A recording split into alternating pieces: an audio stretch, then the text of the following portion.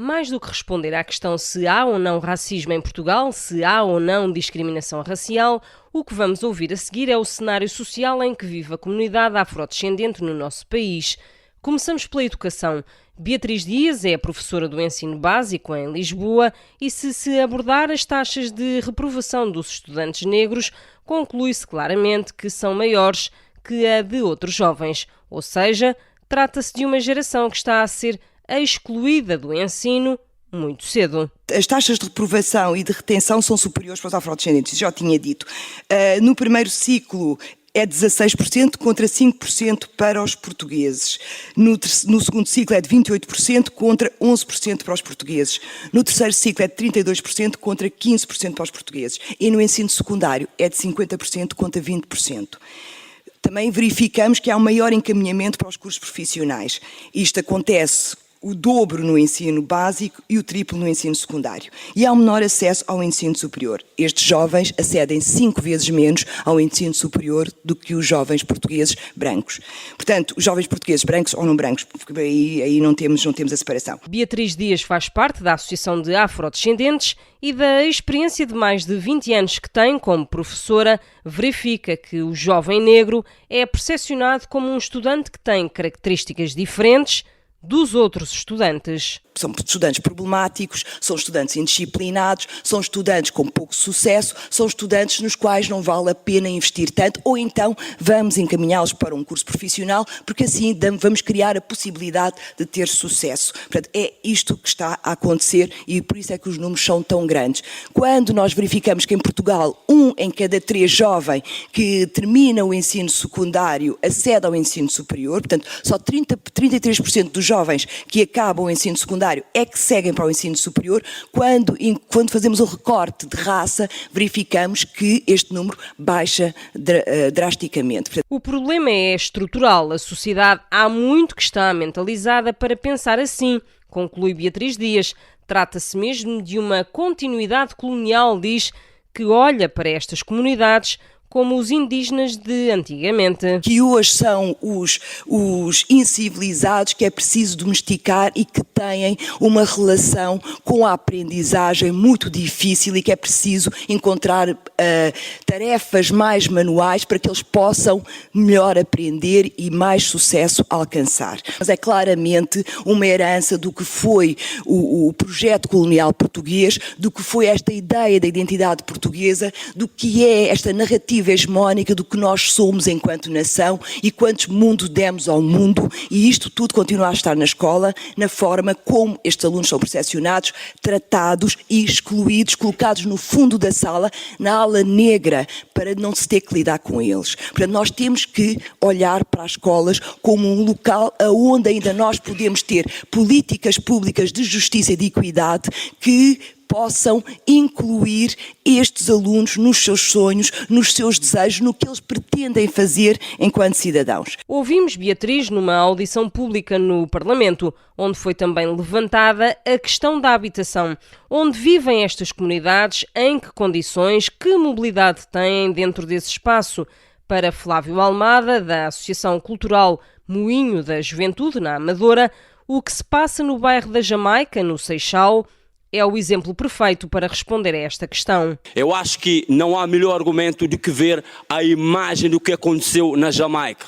As condições em que as pessoas estão a viver. E normalmente tenta-se culpabilizar as pessoas, dizer não fazem nada, fazem-se de vítima. Não, o racismo é algo que é produzido estruturalmente para precipitar a morte. A morte, isso deve ser dito. É só ver as imagens da Jamaica, tem melhor eloquência que o meu discurso. Não é preciso as imagens da Jamaica. É um exemplo concreto, que as pessoas estão a viver nessas condições. Flávio garante que ter casa ou arrendar habitação é passar por um processo em que a resposta não varia muito. Eu não posso alugar a casa porque, sabe, o último negro que teve aqui causou problema. Não, a questão não é essa. É racista. É um racista. Isso também é mais um problema. Isso é mais um problema. Mas o maior problema que se vê é a forma como as pessoas foram despejadas. A senhora foi trabalhar e voltou para casa, não tinha casa. É a forma como trata a nossa comunidade como se fosse lixo. Esse termo que eu vou utilizar, como lixo. Isso é um facto, é a realidade. E Santa Filomena aconteceu isso, não se mandaram pessoas lá para... Aquelas pessoas que conseguiram casa, que tiveram sorte. E tem a questão da habitação. Por exemplo, o realojamento, quando se faz o realojamento, nós chamamos aquilo de arquitetura policial, urbanização policial, porque tem uma saída, uma entrada, e quando a polícia fecha, é por para toda a gente, se transforma em guetos. Não é apartheid jurídico, mas é um apartheid de facto, porque é segregação. A partir das 9h30, 10 horas, quase não tens transporte, estás muito longe, e como que uma pessoa vai sair? A mobilidade, a questão da mobilidade.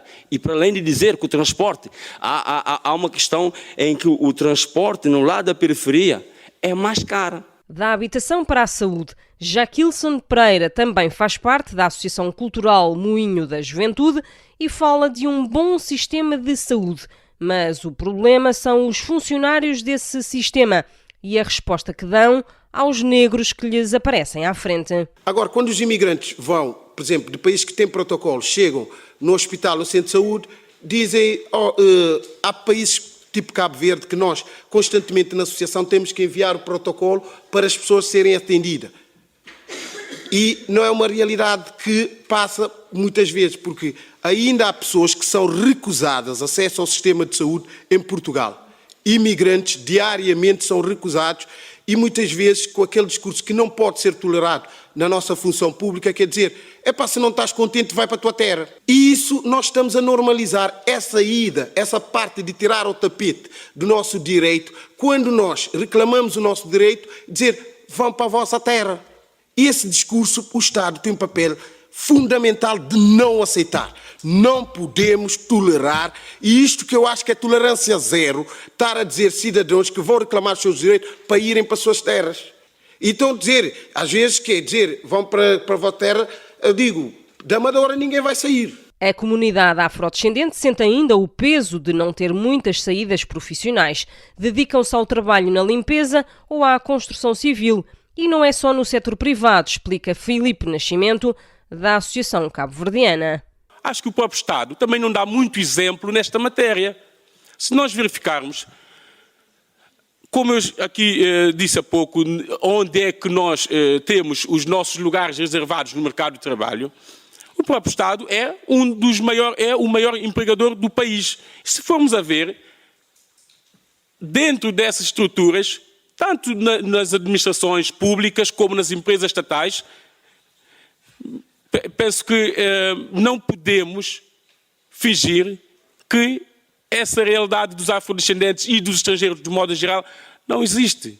Podemos ter uma exceção ou outra, e aqui não posso fugir a esta realidade e tocar com a política, dizer, bom, temos um deputado ou descendente ou africano, mas é uma exceção da exceção.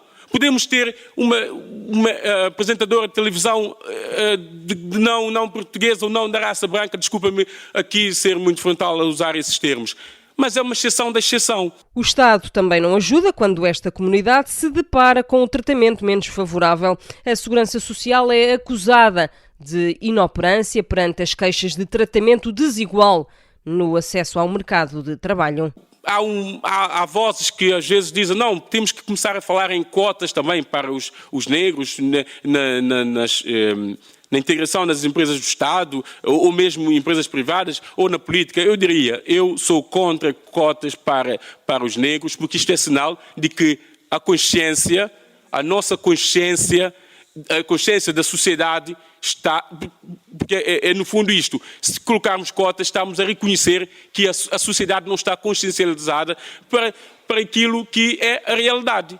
Ora, mesmo perante todas estas dificuldades, Filipe Nascimento nem quer ouvir falar de cotas para negros para a entrada no mercado de trabalho.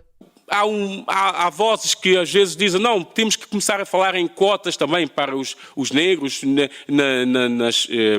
na integração nas empresas do Estado, ou mesmo empresas privadas, ou na política. Eu diria, eu sou contra cotas para os negros, porque isto é sinal de que a nossa consciência, a consciência da sociedade está, porque é no fundo isto, se colocarmos cotas estamos a reconhecer que a sociedade não está consciencializada para aquilo que é a realidade. Obstáculos no acesso ao trabalho, obstáculos também quando se fala em participação política das comunidades negras ou das comunidades migrantes, como resume Cíntia Paula, da Casa do Brasil.